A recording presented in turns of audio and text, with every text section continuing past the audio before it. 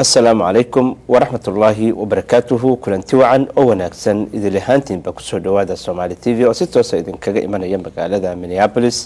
قبل كمينيسوتا دال كمريكانكا كسر دوادة برنامج جارة أو أي نديرده كسر دونه dunida muslimka iyo waxyaabihii ugu waaweynaa ee ka dhacay sanadkan hadda sii daba dhamaanaya ee 2024 iyo waxyaabaha la filan karo in ay dhacaan sanadka soo socda ee 2025 barnaamijkana waxaa marti noogu ah Sheekh Cabdiraxmaan Bashiir oo aad wada taqaanaan oo ka falanqeeya inta badan dunida caalamka gaar ahaan dunida muslimka iyo waliba geeska Afrika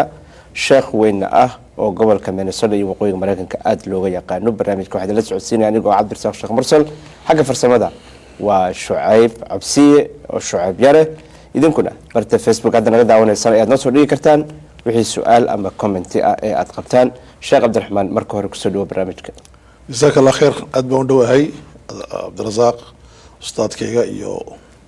تكنيكالك شعيب ما شاء الله عدينا جزاك الله خير ما شاء الله أدبا ما سنتهي جزاك الله خير قضب كان أو أن ندونينو إن أن ديرده كسارنو وحابي أقوينا الدنيا مسلم كدعي سنة كان هذا السيد والأمانة دور كبير كده منتهي دونينا بالمستقبل واللي بقى عن سنة كسر سعودة وحيابها دعكرة يذول إيجيو بعضوين كتحناها بدنا من مبدأ كالسببته لكن أنت هنا أوجد قليل مركو هره بل محوية هاي فرق جودة هي السنة كان ميلادية غريغوريان كالندر كلو يقانو يو كان مسلم كهجرة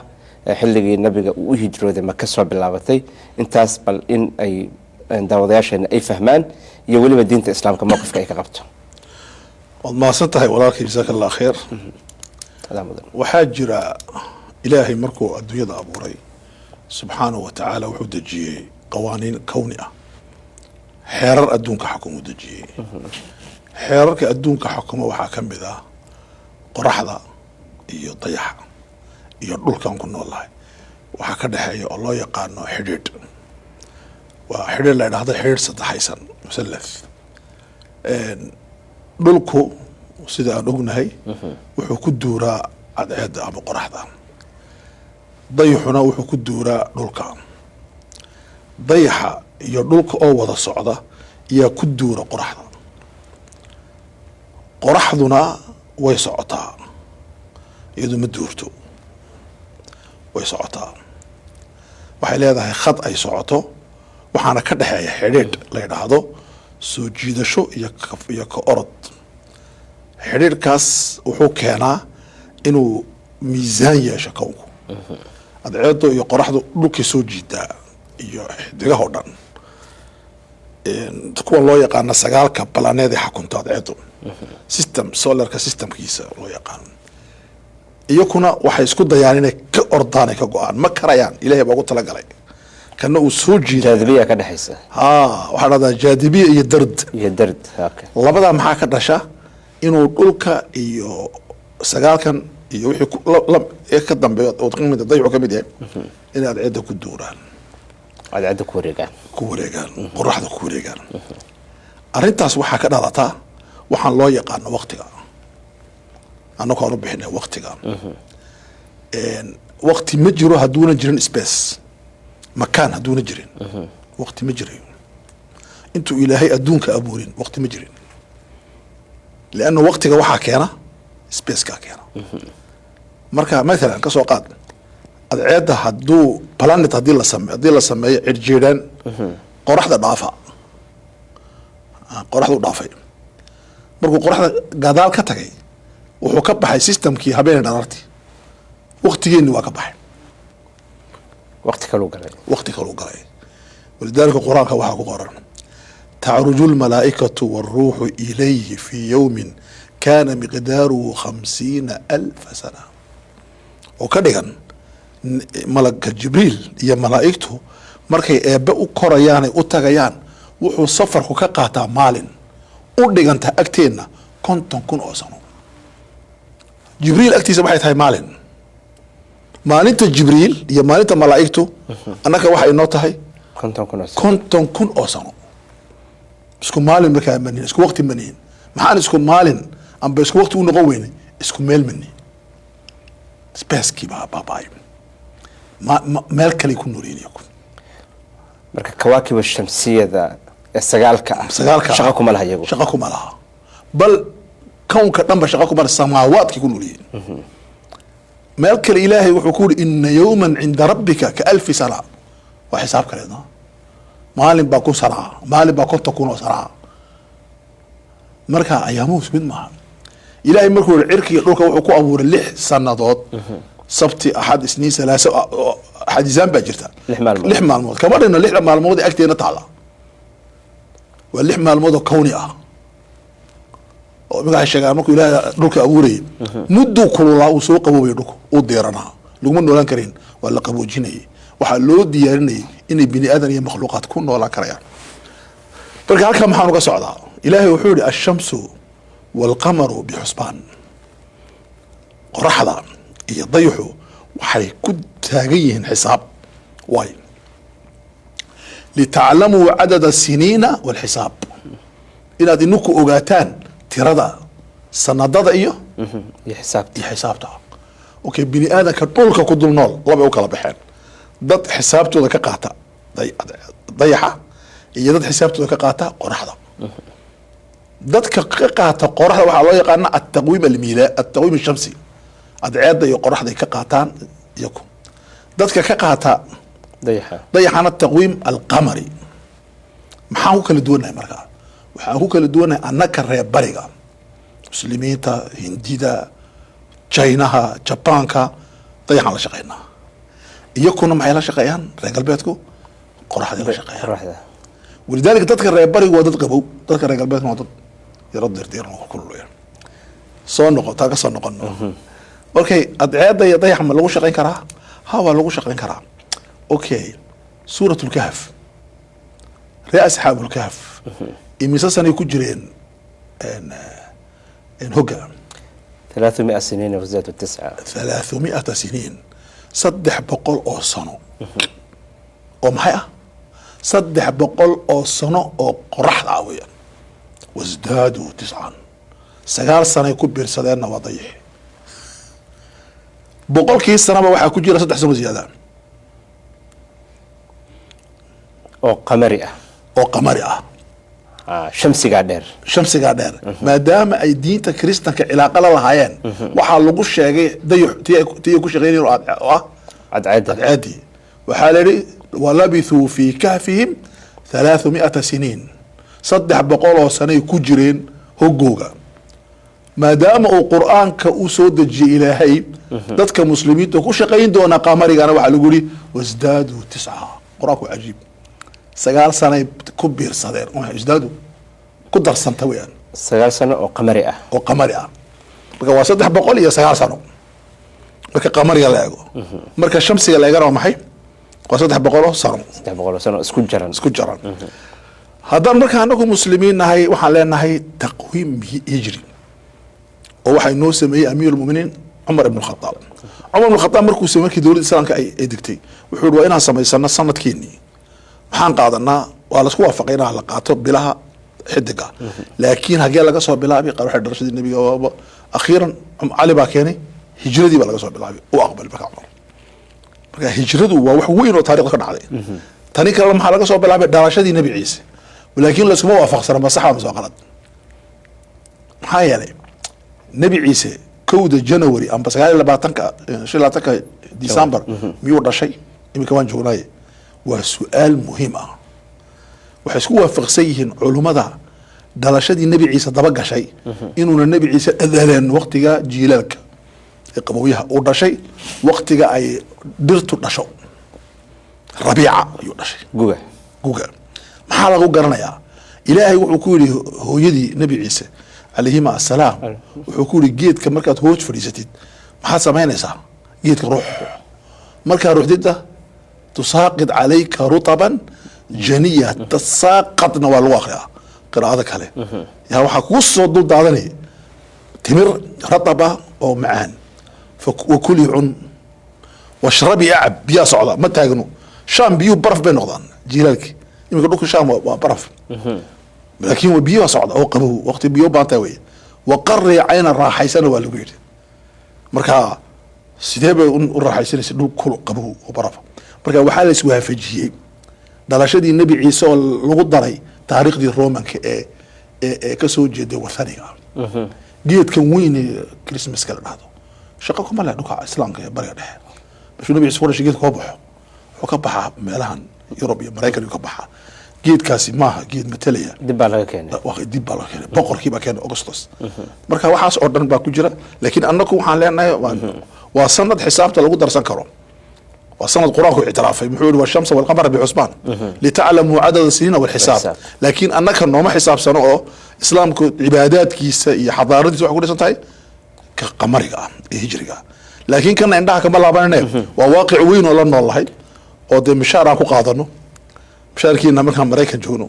بكرد جو حتى صوماليا حتى جيبوتي حتى اثيوبيا معروف استعمال استعمالها حتى دولة القرى كل دقميس هجرية دولة السعودية هذا كتكتيمك وحيكون بحساب بشي جنوري فبراير ويجوا جسينا كون بحساب محرم يا صفا انكب جزاك الله واتها جزاك الله شيخنا قضب كلابات انتينا نقلين وحين سادال كسميننا سنة كسو سعودة محاد عكرة horta diintu maxay ka qabtaa in waxaan wali dhicin laga sii hadlo oo la odoroso كوقت السؤال مهم ويان مستقبل كما لغا هلي كرا مثل لغا ما هلي كرا اطرس كما سمعين كرا ما اطرس كرا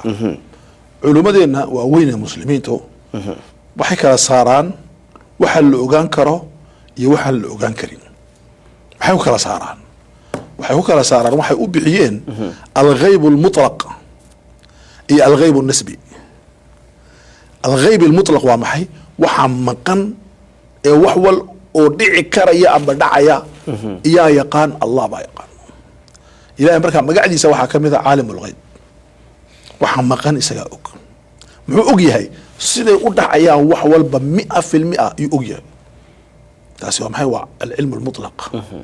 ilaahay marka si la isku wali buu yiri fala yudhiru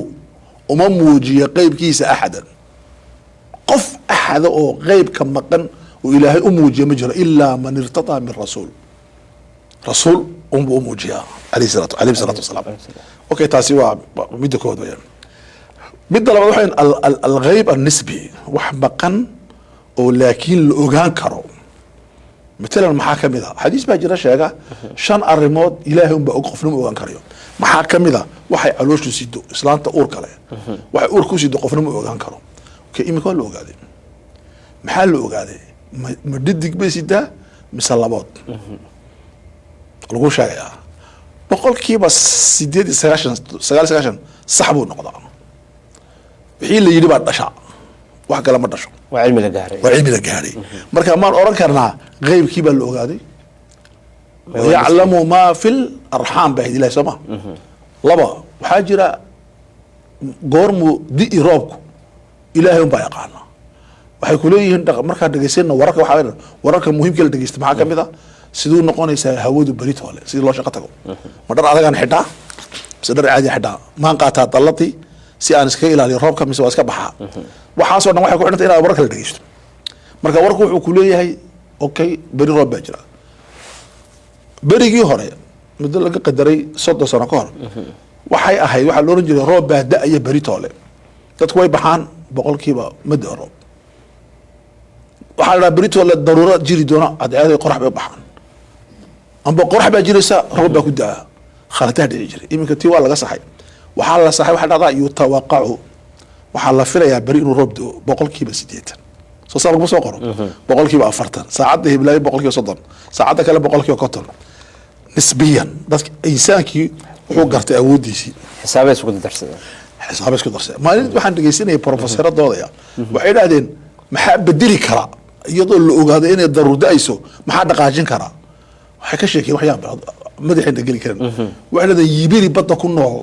kalluumada waaweyn badda ku nool baa intuu soo baxo neef weyn sii deyn kara neefaha ka soo baxay baa daruurta dhaqaajin kara waxay taasiranayaan roob dii ilaahay meesha ka dhaqaajinayaan marka isbedelka gacantooda kuma jiro gacanta ilaahay ku jiro iyo kuma sheegayaan isbedela dhacay inay kuleeyeen wixii diidaan okay maxaa dhacay marka waa la gartay inuu roob ku diidoon waa la gartay caloosha ku jiro culimadu waxay yiraahdeen cilmigu waa labo ilaahay inuu ogaado caloosha waxa ku jira qaybka eeg waa laba yiraahdeen caloosha maxaa ku jira horta waa mutlaq waa shaamil waa ilmo wiila amba waa gabadh okay waa cilmi wuu ficnaan amba uu xumaan waa cilmi lacag buu yeelan amba gaajaa dili waa cilmi muslim buu noqon amba gaal buu noqon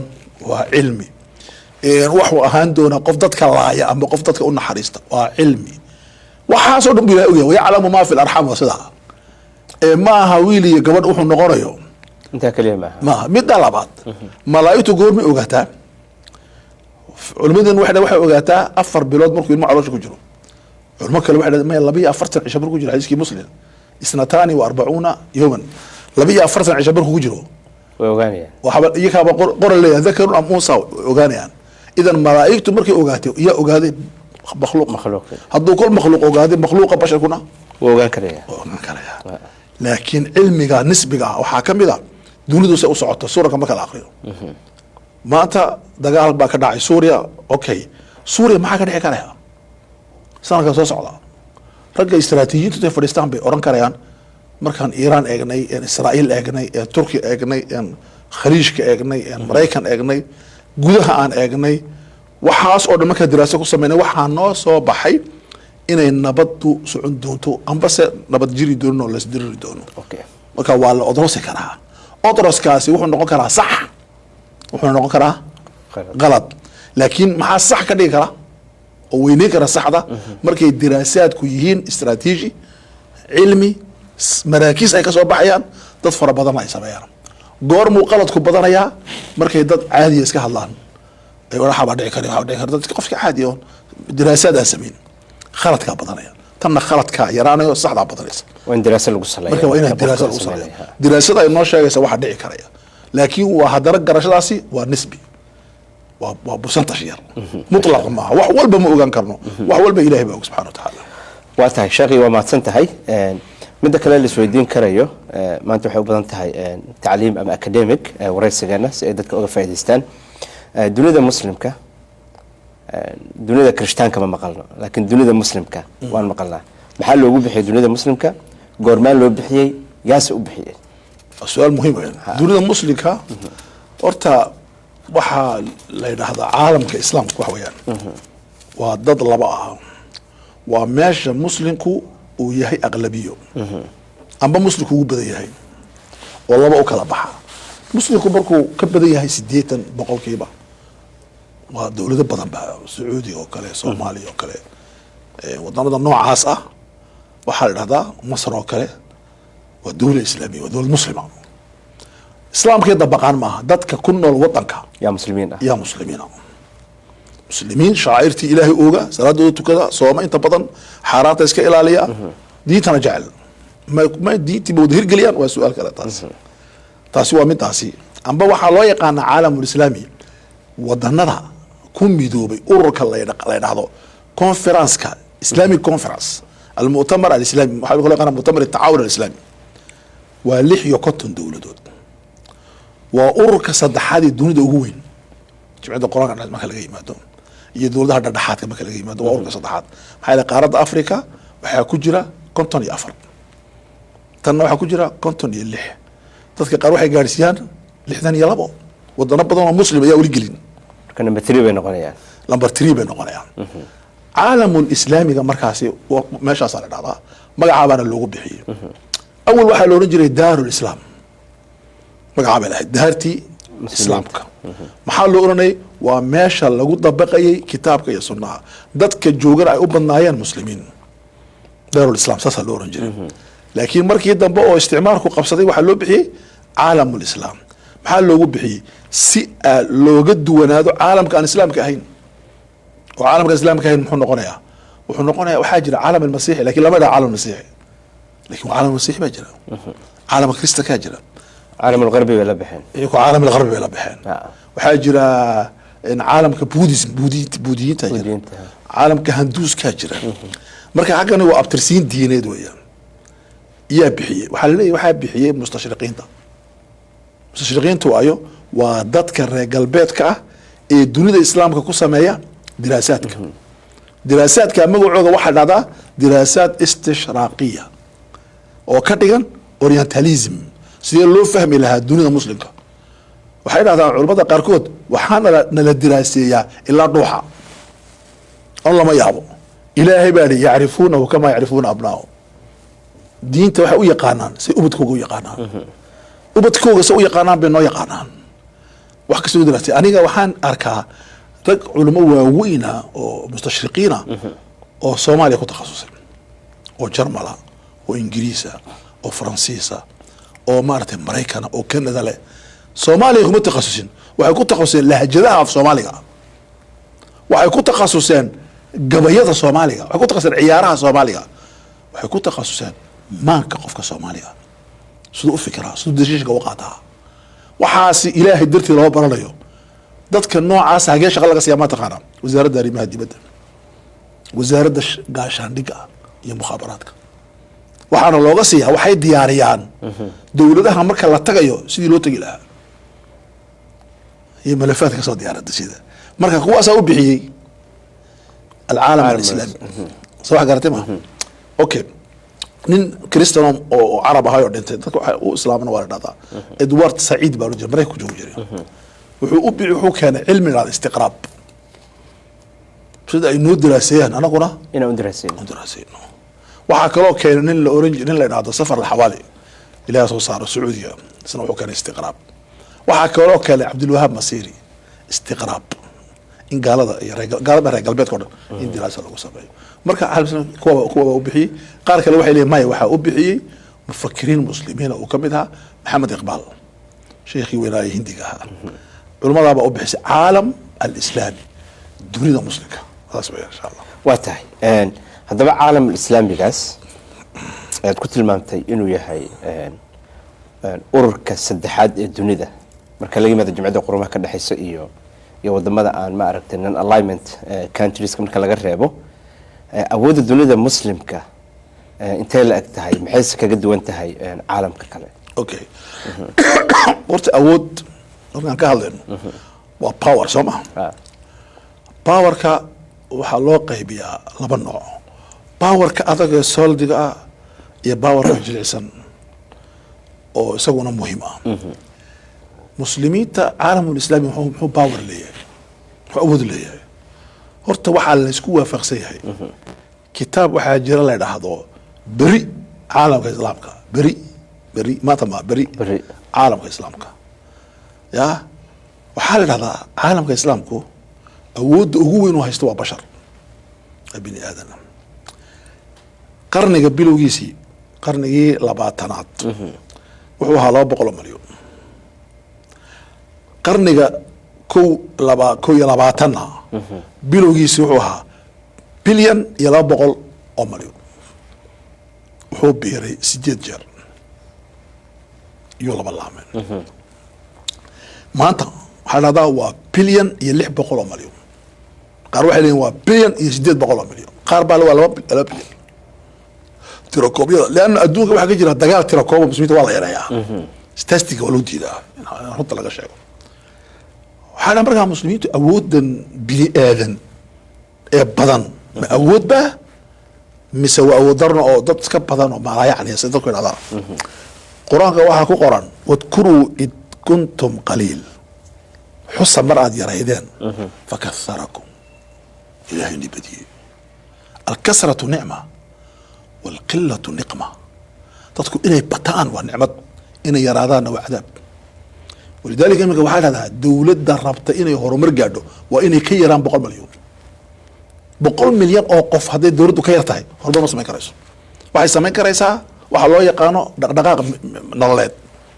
quwa barshariya haa'ila in la helo waayo in la helo waayo sida shiinaha sida hindiya sida maraykanka sida mar waa in la helo dad badan sida turkiga iiraan masar nigeria waxaa isku daraysaa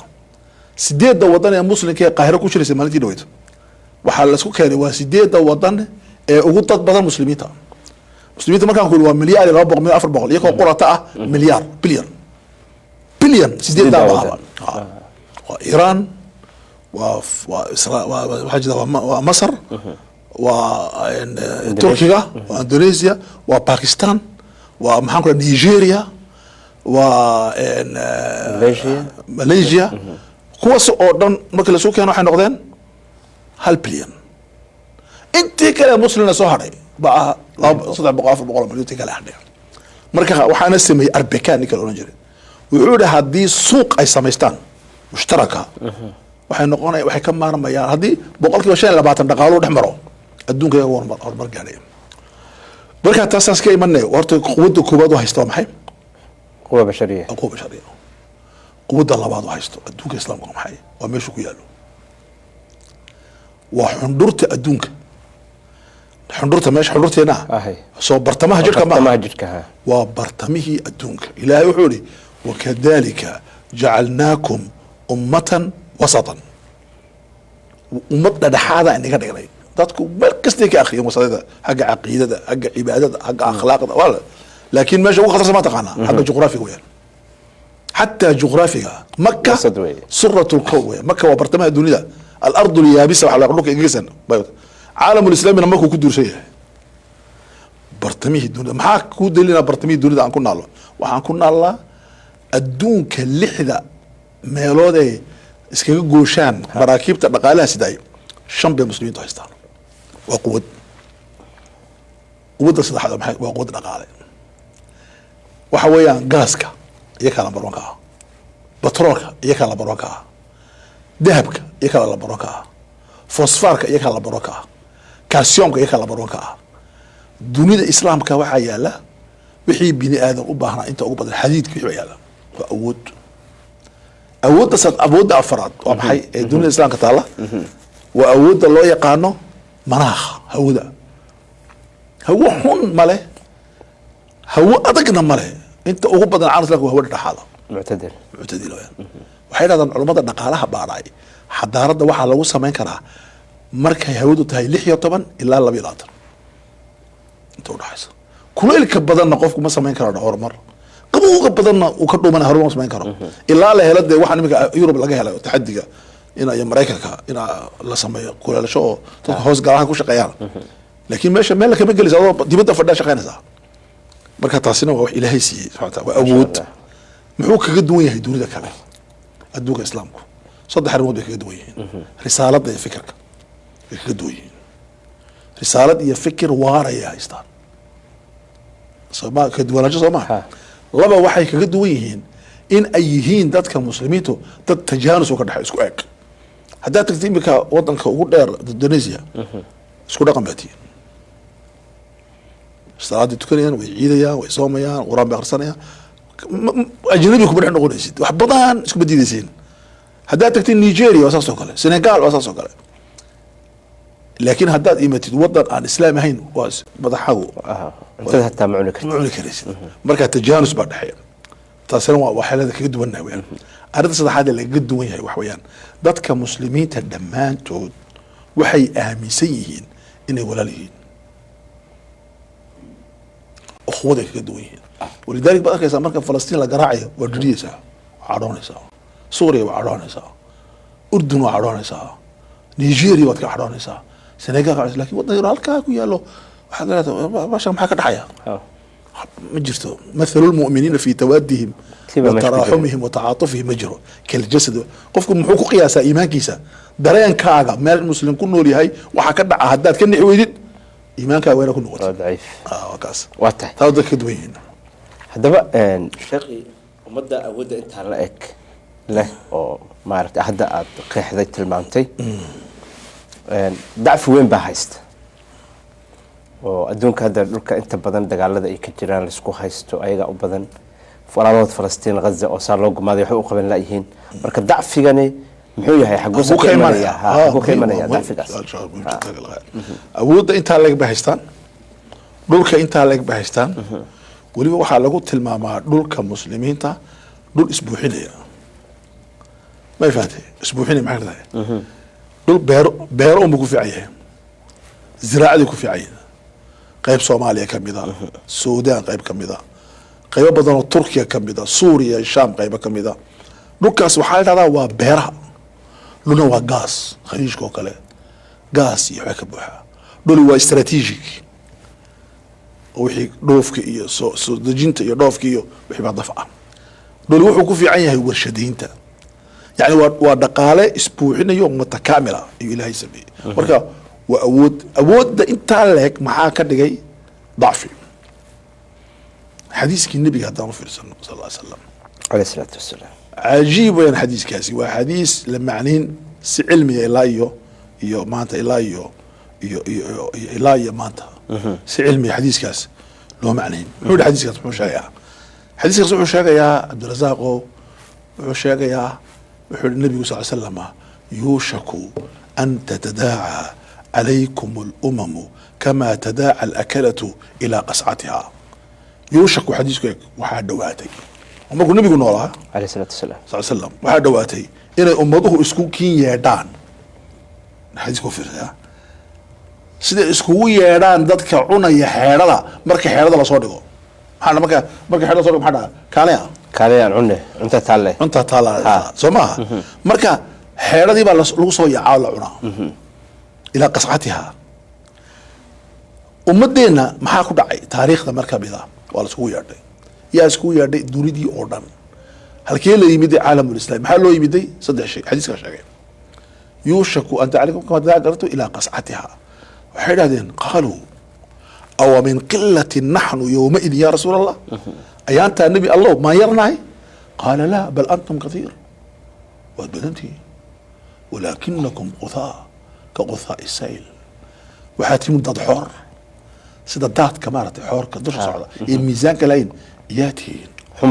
حنباتين غثاء كغثاء السيل وحوري مركا محا دعايا وهدفك ويهي وحويا وحا قلبينا لغا ساري المهابة عبسيدي اللي عبسوني وحا لغو طوري قلبينا وحا لو يقانو إلا عبستان ومحامو عبسينا حب الدنيا وحنا نرعيه يكراهية الموت أمراض داس وحدا وحاسي وجرده على مدى الله قرتويان لكن جرده دعدي ما حيطر جرده دعدي والله كو أنكو وحان كتغني سمينتي أو دوالا سميا أو سمينتي بان كتغني وأعدوا لهم ما استطعتم من قوة محد عيا ومن رباط الخيل ترهبون ومهابدي بسيدي وكاوا بايصا markay taasi ka baado maxaa beddelaya meeshii alwahan waa maxay waa dacf tal daro marka taasi horta waa caalamul islaami ta ka dhacday waa taa weeyaan midda labaad ee keentay in awood daradu ay adduunka islaamka soo baxay waxa weeyaan madax aan sharci ahayn maalin hore aan ka sheekeynay iyo adduunka islaamka qabsatay madax aan sharci ahayn oo dadku ay dooran shariicadii la dabaqayn كتابك إلهي بالغة يسوني رسولك وحوق إنه يلي تذكرنا أنك ما أندورن يكاش دورتي وين قفصة مدة صدحات اسم أي دورن وأنا لا دورتي لكن دي بدل لا دورتي وبكيلو سيد أشقي لا ينادو بأشقي لا ينادو أفر دقاله إني أنكو آن لهين يا يأودني يكا قيب تبايا أنا كنا فلفتات يبقى إكزامبل سوق هذا بترولك غاز كي بترولك بقول كي بس يديت رجال بيرك قاطع والضناد الخريج يقول لي غاز بيليه بقول كي لا ما تم قاطع ايوه شقست ولذلك واحد هذا النعمة النقمة والنعمة إلهي سيدوك هنا لكن عذاب بينه نقطة صوماليا كسوق هذا إكزامبل مثال maxay Soomaaliya loogu sii deyn lahayo horumarka ma taqaana gaas baa ka buuxa meesha nicmadi taalo cadaab baa yaala rag baa ilaa shanay waa isku dilaya hada xitaa lahayn adu aad ilaa shan karin okay marka problemka in haystay wax weeyaan waxa in loo diidan yahay in aan horumar sameeyno marka taasina waa mid kale taa ka dartay waa baxay iyaa keenay in loo diido adaka keenay Soomaan maqal قاعدة أسمي مالك بالنبي أولا رحمه الله القابلية للاستعمار أمضها دي لقوميستو إذا أقول إلا قوميستو القابلية للاستبداء أمضها دي دكتاتور وهايستو إذا أقول التاغس فاستقف قومه فأطاعوه مجرى قف لسك قوميسانيون إساقا أقول إلا قوميستو مجرى قف لقايبين كارو إساقا أقول إلا قايبيو مجرى تضحولوغا لقاذا كارو إياكا أقول حولوغا لقاذا إنت أيضاك حديدة يان حولوغا لما قاذا كارو marka taasina way naga baabaaday marka dacfigu wuxuu inooga yimid wax weeyaan sidii ilaahay uu ku yiri subhanahu wa ta'ala qaswat uhud qul huwa min indi anfusikum mushkiladu waa inaka weeyaan mushkiladu ilaahay ma anna hadhihi qul huwa min indi anfusikum ininka inaga imatay dacfigu ininku inaga yimid marka taasi baa inoogu wacan maaragtay waxaa marka baahidu waxay noqonaysaa inaa intaa dacfiga loo bedelo quwad adduunyada maanta waxaa la daraaseeya cilmiga istaraatiiji waxaa daraaseeya saddex shay waxaa la daraaseeyaa makhaadirta dhibaatooyinku halkay ka imanayaan iyo dacfigu awood maxaan leenahay ta saddexaad ma taqaanaa maxaa furas inoo horyaala saddexda marka la daraaseeyo yaa ta afraad la galaa waxaa leedahaa sideen makhaadirta iyo dhibaatada u yaraynaa sidee ay awood darida sideen uga dhignaa awood fursadahana sideen uga faaidaysanaa marka maxaa maqan markaa qoladii afaraad baa maqan labadii qoladii fikradana ka shaqeynaysa waxan iyo qoladii hirgelinaysa marka anuqba dadka loo yaqaan elitka elit baa tiraada englishka elite baa la dhahaa farsi elit baa dhahdaa carabtuna nuq bay tiraahdaa soomaalida waxay tiradaa labeen caanaha labeenta ugu fiican sooma subag laga sameeya mujtamaca labeentiisii oo laba asl ibnu taymiya sheegay asxaabu alquwa alcaqliya iyo asxaabu alquwa altanfiidiya dadkii caqliga shaqaysiinayana waa la aamusiyey ama waa la xidhay ama waddankay ka baxsadeen waa qaxooti kuwii hirgelinayana hawaday ku shaqeeyaan kuma shaqeeya istaraatiijiyad waa taa bashirada maasha allah shaqana jazakallah khayr meelo badan ayaynu taataabanay runtii awoodda caalam islaamiga iyo si ay uga faa'iidaysanaynin iyo runtii wahniga iyo dacfiga iyo meelo badan uu ka imanayo hadda waxaynu u gudbaynaa qaybta kale ee waraysiga sanadka hadda la tegay 2024 dhacdooyin baa dhacay dabcan caalam islaamiga intaa la eg maxay ahaayeen kuwa ugu waaweynaa iyo ma aragtay sababaha ay ku yimaadeen ama waxa keenay inay dhacaan dhacdooyinkaasi okay horta caalamul islaami waxaa ka dhacay mashaakil dhowr ah waxa ugu weyn arrintii falastiin ee dhacday sanadkii kii dhammaaday kii ka horreeyay bilaamatay 7 Oktoobar ilaa maantana socota sanad iyo 3 bilood 15 bilood iyo socota waxaa loo bixiyey azmatu Gaza adduunka waxaa loo yaqaanaa azmadii amba karasaskii amba dhibaatadii Gaza waxaana loo bixiyey duufaanu Gaza waa loo bixiyey habeen dhood waxaa akhrisanaya journaal faransiiska ka soo baxo Le Monde wuxuu qoray adduunku siduu noqon doonaa abre Gaza bacda Gaza adduunku siduu noqon doonaa Gaza dabadeed marka taasi waa mushkilad weyn oo meesha ka dhacday arrinta Gaza markaa sanadka markay dhacday maxay keentay saddex shay kow waxay qaawisay muslimiintu iyo carabtu inayna ahayn bini aadan ay iyo bisad meel ku dhimataa loo gurmadaa helikobtarada soo kiciya helikobtaro aqalkaa ay baa gubanaya ay baa ku haray ayga waa in lasoo saaro inuu gubto maaha cajiib iyo bisad 2,500,000 oo muslimiina oo caraba oo falastiiniya oo la baabiinayo baa hal dawa loo gelin kari lahaa yaa gelin kari lahaa dowladda ugu weyn islaamka oo basar khaliijkii wixii oo dhan taasi maxay markaa soo saartay maxaa nahay ceebteena labo waxay soo saartay cumalada dadka u shaqeeyaba Israa'iil baa la shaqeynaya kitaab waxaa jira alxuruub dhado oo iminka la qoray alxarb dagaalka dhada nin Mareykan ah qoray maxaa ku qoran taariikhda kitaabka waxaa ku qoran wuxuu la sheekaystay madaxda carabta oo dhan waxay ku leeyihiin arrinta Gaza waa in lagu dhameeyo bilo baabiya meesha naga tirtira weyn cadibtay la dhaafay hal mar ilaa uu Netanyahu yiri maan moodin ina jiraan dad aan iga neceb tirsan iga xajisan in Falastiiniinta la baabiyo taas dhacday sanadka Gaza soo saartay Gaza waxay soo saartay quraan waxaa ku qoran al-faadixa waxbay faadixadaysay culimo waaweyn oo wax walba ka hadla laakiin Gaza kama hadlaya مثل المؤمنين iska ilaaween خلاص cabsi waa fadeexad hal nafan baa ku jirta ma iska hadlaan hal nafan qofku maruu dhintaa marka shib awal aad buu gaali jiray qadidaas waxaan wax ka yar oo ka dhacay Gaza baa ducada xaramka ka yaabisay shib kaannahu la shay faadixa loo bixiyay dagaalkii markii la galay Tabuk munaafiqiinta waxaa fadeexadaysay suuratu Tabuk suuratu Baraa سورة التوبة ويفضح هذا الشيء الفاضحة الله يقال سورة التوبة غزوة واحد لو به الفاضحة قال كلا حبعين خافضة رافعة qaarna kor u qaadatay qaarna Dhulka hoos u dhigtay. dejisay marka taasi waa wax dhacay weyaan sanadkaas dhacay arrin kaloo weyn baa sanadkan dhacday oo muhiima arrinta suuriya weyaan sanadkan waxaan ku xasuusanaynaa in bashaar al asad oo lahaa 17 jiho oo sirdoon ah 280,000 oo ciidan ah in 11 cisho laga adkaaday nin Putin wuxuu yidhi ma rumaysan karayo 30,000 oo ciidan ah oo xalab ilaalinayay sida uga adkaadeen 390 qof ragga soo galay 390 baayeen kaliya waxa hor yaacayna waa maxay 30,000 ma rumaysan karayo Putin yidhi caqiidada dagaalka yaa kala duwan marka arrintaasi taariikhda ayaa ka warrami doontaa ciidamada iminka waxaa yimid mukhaabaraadkii dunidao dhan baa suura yimid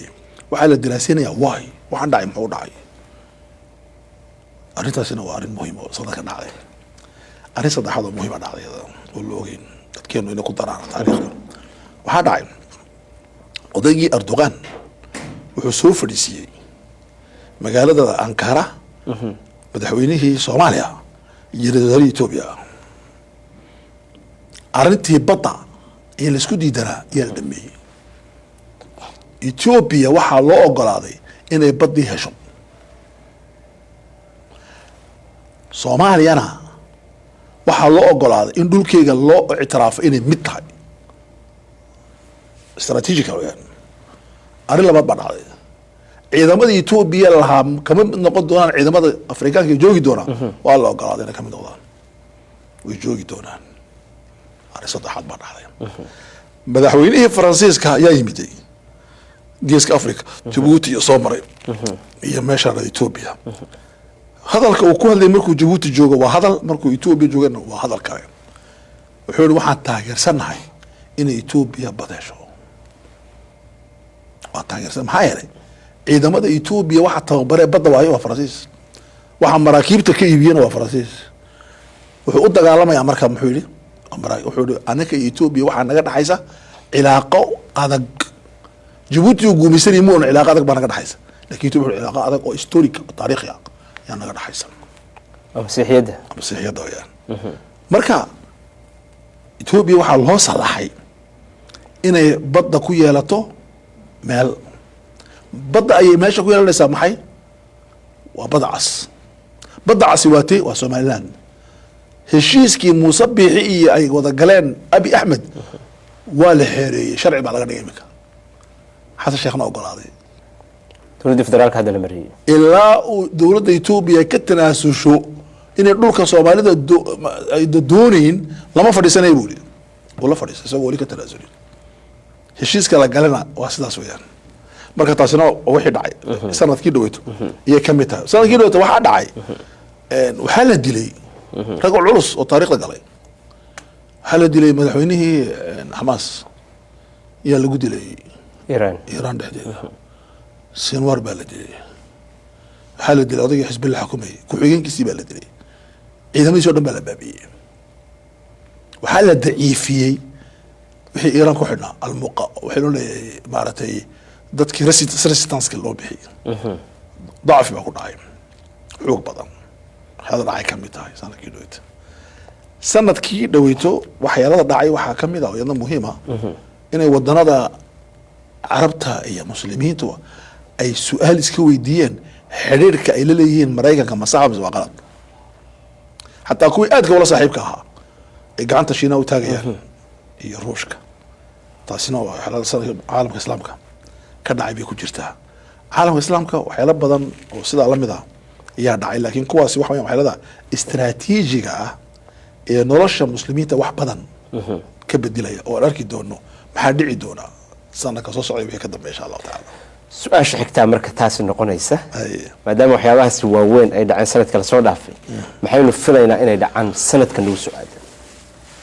okay 2025 waxaan bilaabi doonaa hadduu ilaahay yiraahdo dhowr cisho kadib ya horta waqtigu isagu wax ma sameeyo alwaqtu laa yasnaci alxayaat. dadkiin waxay haystaan waqtiga isbedelayaa dhibaato inagu hayaa, waqtigeeni maaha. taa imaam shaafici baa ka jawaabay radia allahu canhu. naciibu zamaanana walcaybu fiina wamaa lizamanina caybun siwaana. waa gabay falsafiya oo camiiqa. wuxuu yihi haddaan nahay muslimiin iyo bini aadan waxaan caynaa waqtigaan ceebeynaa, waqtiga iga xun, waqtiga iga soo horjeeda. wuxuu yihi naciibu zamaanana walcaybu fiina, ceebtu waa anaka, wamaa lizamanina caybun, waqtigu ceeb ma leh si anaka aan ahayn. marka culammadu waxay isweydiiyaan su-aal, man yasnaci taariikh? cabdirasaaqo, taariikhda yaa sameeya. taarikhda yaa sameeya. annagu muslimiin baan nahay soo maha, dad muminiin nahay oo muwaxidiina. awalu man yasnaci taarikh waa allah. taariikhda ilaahay baa sameeya. laakiin siduu u sameeya waan ka jawaabeynaa. markay ilaahay uu yidhi dadka diinta iyo xaqa kasoo horjeeda yamkuruun, markuu ilahay yihi makri bay samaynayaan oo waxbay dhigayaan. ilahay wuxuu yihi wayamkuru llah, ilaahayna makri buu dhigaya subxana wa tacaala. wallahu khayru lmaakiriin. wuxuu yihi ilahay inahum yakiiduun, ilahay markaa muxuu yihi waakiidu kaydan. markay dhigaan anna waan dhigayaa. markay wax sameeyaan anigu maan daawanaya ilahay waa sameynaya. sameynaya. okay, taasi waa midda kooda. taarikhda yaa sameeya allah. haddaan ka imano ilaahay, haddana taarikhda yaa sameeya, bini aadankaa sameeya taarikhda. bini aadanku suu sameeyaa taarikhda, amba si salbiya, amba si iijaabiya, amba si negatifa, amba si positifa. suu negative u sameeya, hadduu isku dhiibo dhibaatooyinka dhacaya waa negative weyaan. hadduu yidhaahdo waa inaan bedilana waa positive weyaan. marka taariikhda 2025 maxaa dhici karaya soomaaliya ka dhici karaa, geeska afrika ka dhici karaa, dhulka islaamka iyo carabta ka dhici karaa, maxay ku xidhan tahay? bini aadanka. annagayna ku xidhan tahay muslimiinta. haddaan muslimiintu qaraar qaadana decisiona waa inaan isbedilno, waa isbedilina. walidalika qur-aanku muxuu yihi muu oran dadka bini aadankii waa inay mu oran daawadaan nolosha. liman shaaa minkum an yataqadama aw yataakhar, ma jiro meel dhexe. walidalika anu waxaa dhahdaa dadku waa saddex marka taarikhda la baadhayo. dadku waa saddex. dad waxaan u bixiya almutafarijuun, dadka nolosha daawanaya. soo nolosha marka kubadda la ciyaarayso lama daawado, daawadayaal wey. daawadayaal weyaan. waa 95% muslimiintu nolosha way daawanayaan. wayna taahayaan haddana sida loo galaya way dhibaysaa. way dhibaysaa. dadna maxaa la yidhahdaa allaacibuun, dadka jalaya ciyaaraya, dadka sameynaya nolosha weyaan. dadka kaleetana maxaa dhahdaa kuwa la sameynayo ee la cunayo. marka addaxaaya, marka qaar way sameynayaan, qaarna waa daxaaya. ani maxaa layga rabaa markaa? daxiyana noqota. inaan daxiyo noqon oo noqdo laacib. si aan u noqon daxiyo waa inaad laacib ahaato. waa inaan laacib ahaado. si aan u noqon mutafarij waa inaan laacib ahaado, waa inaan ciyaaro, waa inaan anigu matalo, waa inaan laga sheekay, waa inaan daawado. sideen u samayn karaa taa ma taqaanaa? waa inaan qaraar qaato, go-aan, decision. go-aanka iyo decisionkana wax ka adag ma jiro. go-aanka maxaa ku jirta? uriid, waxaan rabaa inaan noolaado, oon ku noolaado siday diinteedu leedahay. kadibna waa samaynayaa. waman araada alaakhira maxaa ku xiga? wasacaa laha sacyaha wahuwa mumin faulaaika kaana sacyuhum mashkuuran. marka taasi waa midda muhiimka weyaan. marka sanadka maxaa sugeynaa? aniga waxaan isleeyahay horta balastiin iyo ghaza haddaan ka bilaabo waxaa soo socota heshiis buu dhacayaa oo israa'iil way ka kici doontaa meeshan. leanna israa'iil waxay gashay 3 arrimood baa ku dhacay. dacfi aan imika la dareemin baa ku dhacay. oo muxuu maalintii markii dagaalka libnaan jooji laga lahaa hubkii baa ka dhammaaday. israa'iil ciidankiina way yaraadeen. dadkiina cabsi baa ku abuurantay. dadkii israa'iil ka baxsanaya ka batay kuwii israa'iil imanayay. 700 kuma ka baxo dadka. cabsi baa meesha. marka israa'iiltii la yaqaanay ma jirayso. ghaza waa la burburiyey laakiin dadku ma jabin. meesha bay ku nool yihiin. meesha ku nool yihiin. marka waxaa isbedelay, fikirkaa isbedelay. marka dadkaasi yuriiduun way doonayaan noolaadaan. kuwana waxay rabaan waxay cunaan waxay cabaan waxaba ka bilaamaya. سوريا بدل كدعي وتأثيرين دونا مصر ولذلك مصر waxaa imika ka socda qaylo iyo qarax badan oo sheegaya inuu siisi ka fikirayo inuu mishaarka biiriyo inuu korontada raqiisiyo inuu gaaska raqiisiyo cabsi baa gashay si aysan culumadii Sacuudiga ku xidhnaa ilaa 8 la soo siiday bimujarrad Suuriya ay xuluudi meesha maxaa ka dhici karaa dadka dadka caano waxba la dhici karaa culumadii islaamka hayday xidhnay soo siiday alxamdulillah rag badan min sheekh manajid baa kamid ah sheekhi weynaaye mufakirka ah caalimka weynaha wala soo siiday ardaygii sheekh bibas rahimahullah xafidahu allah sagara marka durayfiyan wala sugay la soo siiday marka isbedel baa beesha dhiya dhacay waxaa la filayaa inuu sanadka shilaata ku noqdo sanad nafsi ah waxaa kaloo la filayaa arrin muhiim ah la filayaa waxaa la filayaa dowladda Turkiga iyo Suuriya inay dhex martay cilaaqad istiraatiiji ah oo halis gelisay Israa'iil waxaa kaloo la filayaa Israa'iil iyo Carabtu inay ku heshiiyaan inay Suuriya dagaal geliyaan sidii Liibiya waxaa soo dhan baa la filayaa marka adduunka islaamku waa meel sanad kulul baa ina sugaya oo nololna ay ku jirto dhibaato badan ay ku jirto waa tahay runtii meel badan baynu taabanay gabagabadii barnaamijka hadda soo gaarnay maraynaa su-aasha aan ku khatimayno dabcan waxaan u qasas yeelaynaa dadka Soomaalida annaga aan ka soo jeedno luqadda aan ku hadlayno ku hadlaya hadda dagaalo ayaa ka socda dowlad deegaanka Soomaalida qabaayilo wada dega oo Somaliland maamulka Somaliland iyo KDDS labadaba ay ku lug leeyihiin dowladda Soomaaliya iyo Jubbaland dhinac bay isku hortaagayeen oo isku horfadhiyaan shabaabkii iyo dadkii la dhahay waa argagixisa ayagana meeshooda joogaan marka ilaa goorma ma aragtay Soomaalida ay dagaalkan ku jiri karaan maxaase ka qaldan oo ka hortaagan in ay dhistaan dowlad dadka dhan ay ma aragtay masaalixdooda ilaalisa oo lagu wada qanacsan yahay problemka Soomaalida haysta waxa weeye Sheekh Abdirasaaq waa problem istiraatiiji ah waa problem maanka ku xidhan waa problem dadnimada ku xidhan dadnimada insaaniyadda ku xidhan tahay halku ka haysta mataqaana wuxuu ka haystaa waxa inaga maqan inaan fahanno dawladdu maxay tahay ma hiya dawla anu mar hore waxaan qoray amba aan ka hadlay waxa ugu weyn ee bini aadan sameeyeen intay soo jireen waa dawlad way ka weyntaa teknolojiga la gaaray cirka la gaaray wax ka soo la sameeyay waxa ka weyn inay dadku dawlad samaystaan dadka example aan sayaa adiga anigu iminka idaacad baan dhex fadhinaa dad badan baa dunida naga daawanaya inaga sii daawan doona idaacadda aan fadhina maxaan ku fadhinaa nabad baan ku fadhinaa nabadda markaas anay buddo hobsito ila ilaalin ma arkaysaa ma jiraan waa dawlad la sameeyay state baa la samaystay halkaas ka fadhidaa ma arkayna anagu iyadana ilaalinaysa waa state la isla gartay in la samaysto waa la samaystay sidoo nabigu uu sameeyay sallallahu alayhi wasallam state annaka problemka in haysta wax weeyaan waxaan ku guuleysan kar lanahay inaan dawladii gaalku noo keenay waa duminee tii aan lahayn inaan samaysano maxay inagu horjooga markaa waxay inagu horjooga maan bukade maanku hadduu buko caafimaad qabin dawlad ma samayn karayo inuu maanku buko maxaa ku tusaya maanta wadanka Soomaaliya dhahda maalintii shirkii carta laga soo laabay ilaa imika caafimaad baa soo galay laakiin labada sano ugu dambeysay caafimaad ma galayo jirra galaysa waxa ugu daran ee la yaabaysid wax weeyaan saaka waxaan dhageysanayay Dr. Cabdiraxmaan Cabdishakuur hadlaya wuxuu ku leeyahay war ilaahina ka yaaba oo dawladda ahadiina dhulka iibinina wadnaha xanuusta markaas maxaan xasuustay maxamed siyaad barre ilaahay naxariistay oo xamar ka sii baxsanay oo leh war dalkaas ka burburinay ilaahina ka yaaba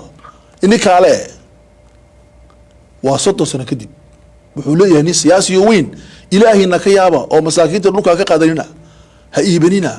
ma aragtay ba tujaar iyo siyaasiyiin isku waafaqday inay masaakiinta barakiciyaan ay dhulka ka qaataan ma aragtay iibsanay dhulkii dawladda ma aragtay wilaada state kan deganaha Minnesota bartamaha magaalada waxa ku yaala daaro waaweyn ee dawladdu leedahay oo la dhisay 200 sano ka hor maxaa loo iibin lahayd waa wadan kapitalism iyo raasamaali maxaa loo iibin lahayd lama iibinayo dadka ale waana lagu faanay waa la qurxiyay awoodii dawladda ka muuqata ugu dambeyn waxa la iibinayay gurigii hooyooyinka oo uu Maxamed Siyaad Barre ku bixiyay maxay waa gurigii qolatu xabar ku lahaa dawladdu siiyay anu ma inta waxa ay hadii la iibinayo reer Maxamed Siyaad Barre inuu loo soo cisho abood baa lahaay waa dhaxale mu waxadina waa dhiigiisi markuu ciidanka dhulku u dhisay weeyaan wuxuu siiyay ubadkii uu ka tagay halkan ay joogaan Mareykanka ku arkay gabdhihiisii way nool yihiin hala siiyo dhulka ilaan dhulka siyad baa lahay laakiin isagu dawlad buu siiyey qaran buu siiyey qarankii uu siiyey baa iibinaya laga iibinaa dad baa mushtari tuugina laga iibinaya oo mujrimiina anu weligay ma arag dad wadan dhan ilaahay siiyey oo dawad dhacday keenay oo dadka iibinaya weligay ma arag cunto dhacday bariis dhacay ummad loo keeno laga iibinayo weligay ma arag damiirka ay leeyihiin dadkaasi baayac mushtarka waa is weydiiyaa iyo tujaartaasi madaxweynihii baa kule maxaad doonaysaa ka iibiyaa dhul maxaad doonaysaa qabuurihii baa la faqaya oo dib loo dhisanaya dadkii maskaxdii baa ka luntay bini'aadanimadii way tagtay damiirkii uu tagay anu waxaan ka yaabay madaxweyne xasan sheekh wallahi beriga waxaan ka jeclaa ma jirin waxaan ka yaabay intuu soo joogsay buu ihi 12 ciyaaloon dhalay jaamacadaan ka soo saaray waxbarta iyuu kale waa fuqaro isagaa laga sigayaa inuu jaamacado dadka u samay masaakiinta ayaantii markii la naqdiyey la kritikeyna wuxuu yidhi war ninku daaruu gali karaa adna waxaad gali kartaa daasado laakiin muhiimku taa maaha كيف هذو دارس أو قالتها عمر خذ مركب مضح نقول جاجة شيء ده كأجا لا جاجو حولها أتقاعدة كان أو مدق سي أنا والنولاني إذا كان توم مريون بيجاجون يعني وحاسي الدولة ما مركا أخي في الله أنا واحد إلى تهاي سومالي ده واحد كم مقن وحاسر ما كم مقن قبيل بادومية فيجين الآن بادومية إمي كواكن قبل كيش مارتي الدولة دي إثيوبيا سومالي دي تجارها كسعودة reeraha isdaraya Soomaaliya oo dad kale awoodo kale ay kala dambeeyaan waa kan Jubbaland baantii loo ciidanka waa lagu jibiyay haddana imika dib uga bilaamaya dagaalkii maxaa muxuu ka dhigay waa tan Soomaaliland dhexdeedii dagaal ka socda oo maartay gobolada wal istiraya dad isla degan oo abti isku isdiraya ilaa mata waa tiide nabiga hortiisa sallallahu alayhi wasallam xabu biqaaf maxaa ahayd 40 sano faraskayga فرسكا كبدي أفرت سنة صعد أوصي خزرج قبائشي عربتها إلا إله النبي وصار واعتصموا بحبل الله جميعا ولا تفرقوا محولي واذكروا إذ كنتم أعداء فألف بين قلوبكم عربت وحي أورنجي لما تقارن تبع لنا وحي أورنجرين قفكا ددكا كدعي وايا مارتي بيشا بيها لقعبون يا ومن لم قفك الدمي وايا ولا قد دميني dadka tago ka dumi maartay wabiyada waman la yadlim an-nasa dulmi qofka dadka dulmi wayala wala dulmi markii dambe waxay soo saareen gabay cajiiba oo naxwa ku dhiganay wa ahyaanan ala bakrin akhina idha ma lam najid illa akhana hadan waayo waxaan la dagaalamo walaalkay ka igu dhow talka yaan la dagaalamay wa ummatu hysteria wada bistabas maraska hysteria la harba nagu dhacay dagaal baa doorna waxa lagu wareeray aanay ushub سعر برك واحد عي سلطانك يا بقرك يا وجاسك يا reerkii ugu yaraa wuxuu ku leeyahay halkan baa la iska shuubay imika aniga iyo saaxiibka iyo kan xilliga nabawada waa ka sii shisheynaa waliba inay soo gaareen wuxuu doonayaa in aan lagu shuurado waxaan ahay boqor halkan baa lagu xiranayaa kaarkii iyo maartay kalafaad la xiranayaa waxa loo socdaa maartay Soomaaliya masaakiinta loo shaqo tagaya oo lagu leeyahay cid lagu galnaa in wasiir laga doonto iyo imika dad badan baa u tagay Cabdiraxmaan Ciro u tagay markuu soo baxay oo wasaaradda ka doonto iyo fuqarada laga doonaya dawladda nolol halkaas aan taaganahay walaalkay marka inaan bini aadan nimadeeni saxno anu marana sidii wasaaradda Soomaaliya iyo nin kale oo Soomaaliya hal bini aadamiye bini aadan Ilaahay naga dhigay laakiin saxna bini aadan nimadeena jazakallahu shaqana aad baa mahadsantahay adaa mudan intaasi waxa ku dhan barnaamijkii aynu uga hadlaynay dhacdooyinkii ugu waaweynaa ka dhacay dunida muslimka sanadkii tagay iyo waxyaabaha dhici kara sanadka soo socda iyo tacliiq ku saabsan habdhaqanka iyo Soomaalida hadda siyaasadda siday u fahmeen iyo dagaalada faraha badan ee soo noqnoqonaya barnaamijka waxa martii noogu ahaa sida aad nooga barateen Bashiir Cabdiraxmaan Bashiir oo aad dhamaantiin wada taqaanaan kana hadla arrimaha dunida muslimka gaar ahaan geeska Afrika iyo bariga dhexe arrimaha Mareykankana ka hadla sidoo kale waxaad la socodsiin anigoo ah Cabdirasaaq Sheekh Murtax xagga farsamadana waa Shucayb Cabsiye intaanu barnaamijkan mid la mid ah dib hawada u kulmi doono waxaanu kaga tegaynaa soo nabadgelyo wassalaamu calaykum waraxmatullaahi wabarakaatuh عليكم السلام ورحمة الله وبركاته